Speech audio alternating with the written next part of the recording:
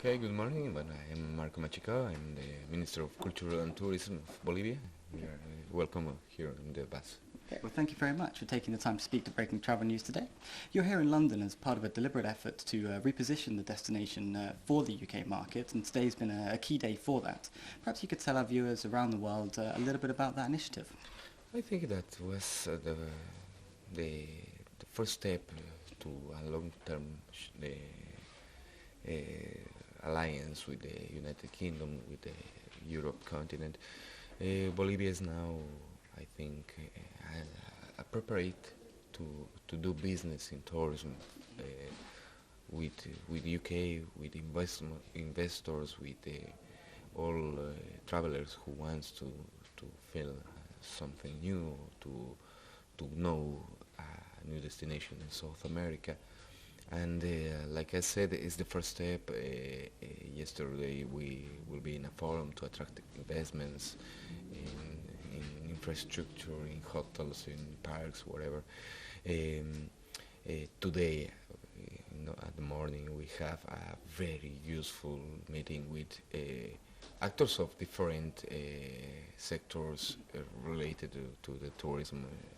I think I said culture, museums owners, operators, investors, hoteliers, managers, and another kind of participant that was very useful for us. We present our destination, we present what we want to do with UK, with the investments, with the tourists of this of planet.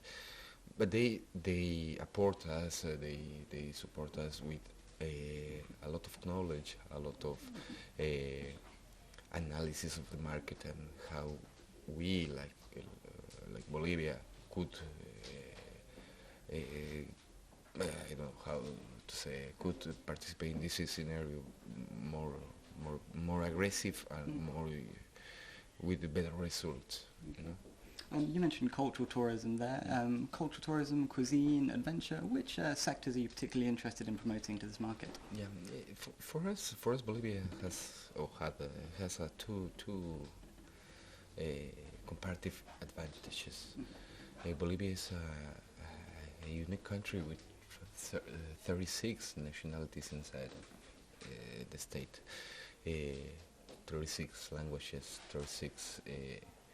Like here say ethnies that integrate one state, one plurinational state, that is a cultural value so interesting for the tourism, because like I said today in the morning, not is necessary to go to the museum to feel, to know, to understand the diversity of Bolivia. No, you could be in the street and listen a lot of language, see a lot of cultures, but Bolivia is an ancient place. We have in Bolivia Tiwanaku, one of the archaeological places most important in the world. There before of the Inca Imperium, that it's more acknowledged in the world. I think Bolivia has a very interesting scenario of cultural tourism to develop. On the other hand, about the gastronomy, about the cuisine, Bolivia improved in the last 2 years. Many chic, I don't know how to say, restaurants that are in international scenarios in good position. The last one, the most references, the most important is one of Noma Industry, Klaus Meyer, who opened in Bolivia. Not only a restaurant, yes, but one model of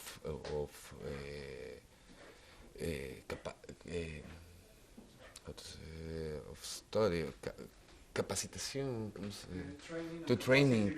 capacity building of the more poorless population in the Bolivia, to know how to prepare, how to cuisine different stuffs only with production of Bolivia, and this cuisine, this restaurant now is in the top 10 of the world, top 10 magazines told about this restaurant, and this is important for us. Okay. And it's been a very deliberate ambition for the destination as well. I've seen the figure mooted at $400 million you're investing over the next 4 years to improve infrastructure and the quality of product on offer to tourists. Yeah. Perhaps you could tell us about that. Yeah, we prioritize to three areas to invest, like a state, like a government. The one is infrastructure, only related, only for tourism is for like a $300,000 that we'll invest in the next 4 years. The other, on the other hand, is the promotion. For us, it's important that not only UK, the world whole knows more about Bolivia, about the situation. Bolivia is living now 10 years of constant growing GDPs, over 5% growing increase at each year. Certain about the social conditions, about the political condition. That is another face of Bolivia that we want to present, and it was be presented at the economy stuff, but in tourism is important too. The other hand to investment is capability, technical formation for all Bolivians who support the tourist activity. Mm-hmm.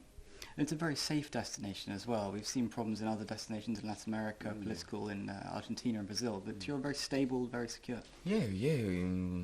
I used to have how to say in English. In Bolivia, we receive 1.2 million of tourists each year. Mm-hmm. The rate of insecurity in Bolivia is so low, mm-hmm. low, and we have laws and normative to protect tourism, to generate a good behavior mm-hmm. for the tourist activity, and we know that the world must know. And just finally, perhaps you could tell me about the airport capacity at Santa Cruz. I believe you're spending a lot of money there to become an aviation hub for Latin America more generally. Yeah, that's a very important hub that we was building until 2019. We hope this year to open it, the Biru station hub, the Biru hub station of airport. Bolivia has a strategic location in South America. We are in the center, between Pacific group, between Mercosur, between UNSUR. It's very interesting place to connect all Asian or European flights.